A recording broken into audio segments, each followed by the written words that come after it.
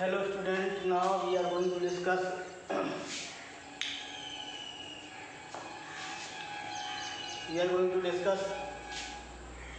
chemical kinetics.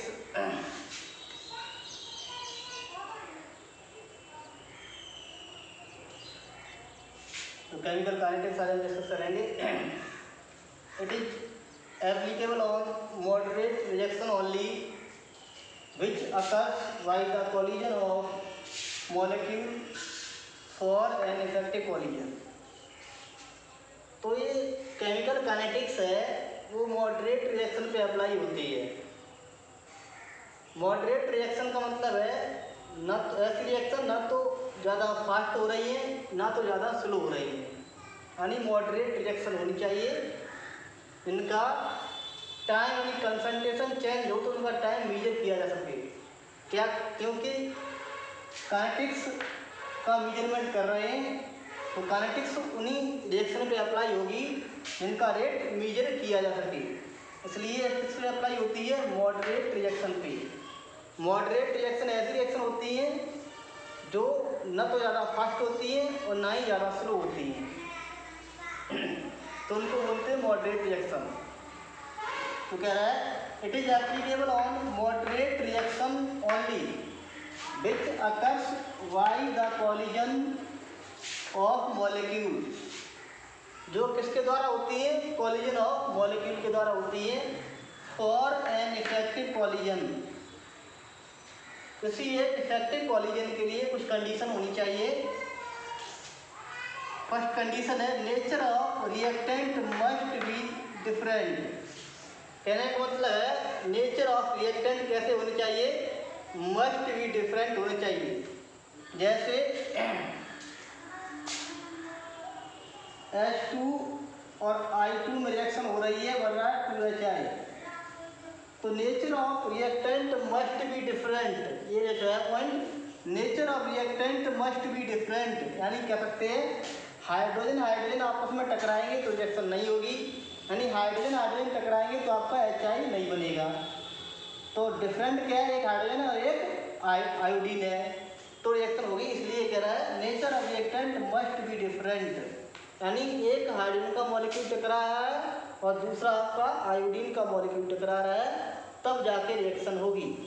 यानी nature कैसा होना चाहिए? डिफरेंट होना चाहिए. इनके मिडल कॉलिजन हो रहा है उनके पार्टिकल का नेचर कैसा होना चाहिए? डिफरेंट होना चाहिए. They must be associated with definite amount of energy called its threshold energy. और जो मॉलिक्यूल टकरा रहे हैं उनके पास डेफिनेट अमाउंट ऑफ एनर्जी होनी चाहिए, यानी इतनी एनर्जी होनी चाहिए जो आपस में टकराएं. टकराने के बाद इनके मिडिल जो पहले से कोवलेंट बॉन्ड है वो क्या है? टूट सके और नया कोवलेंट बॉन्ड बन सके. यानी इनके मिडिल जो पहले से कोवलेंट बॉन्ड है वो टूट सके और नया इनके मिडिल कोवलेंट बॉन्ड बन सके, यानी नया कोवलेंट बॉन्ड बन सके. इतनी अमाउंट ऑफ एनर्जी होनी चाहिए. उस एनर्जी को बोलते हैं थ्रेशोल्ड एनर्जी. क्या बोलते हैं? They must be associate with definite amount of energy called its threshold energy. उसको बोलते हैं थ्रेशोल्ड एनर्जी, यानी इतनी एनर्जी होनी चाहिए जो टकराने पर एक दूसरे के मिडिल जो कोवलेंट बॉन्ड है उसको तोड़ सके और नया कोवलेंट बॉन्ड बना सके. दे मस्ट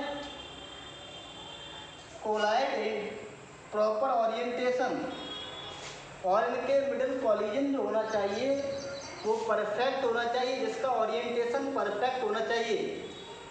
यानी परफेक्ट जब टकराएंगे तभी उनके मिडिल कॉलिजन होगा.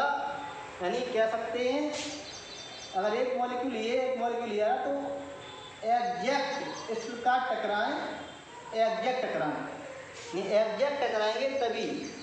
अगर ये आपस में थोड़ा सा टकरा के निकल गए इस प्रकार से तो कॉलिजन आपका नहीं होगा, तो बॉन्ड नहीं टूटेगा, या कह सकते हैं इसको परफेक्ट कॉलिजन नहीं हो सकती है.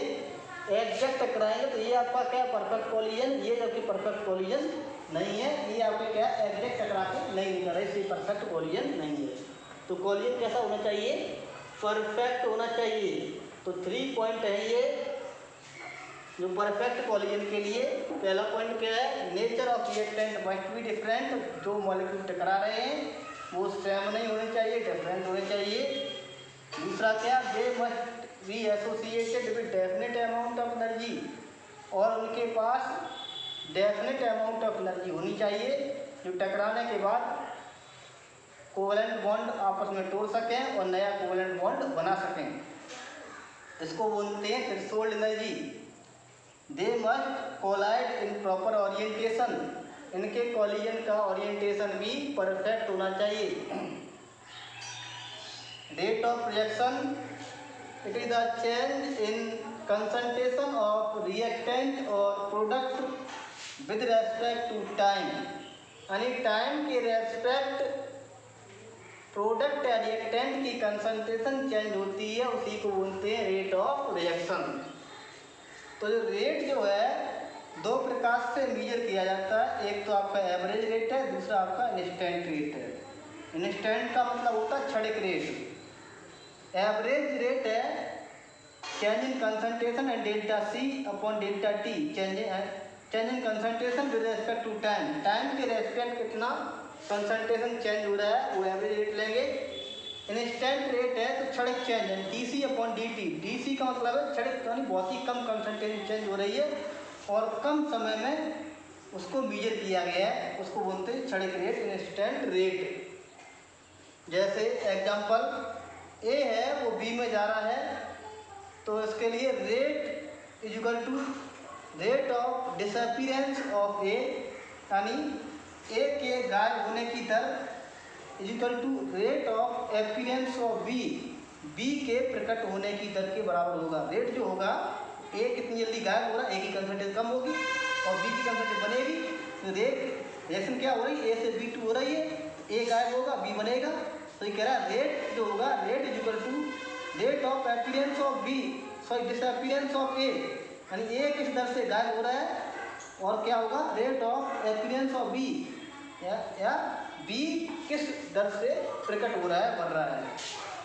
यानी जो रेट रिएक्शन का होगा ए के गायब होने की दर पर ही डिपेंड करेगा या बी के प्रकट होने की दर पर भी डिपेंड करेगा रेट। या इसको इस प्रकार लिख सकते हैं, रेट जो है इस रिएक्शन का रेट ए से क्या बी बढ़ रहा है, इसका रेट लिखा हुआ है, rate is equal to minus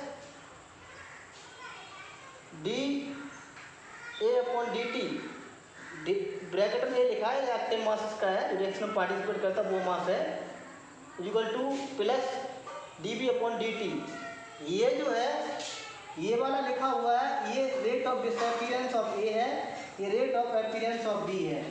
इस प्रकार से रेट निकालते हैं। नेक्स्ट वीडियो में और एग्जाम्पल देंगे। Thank you.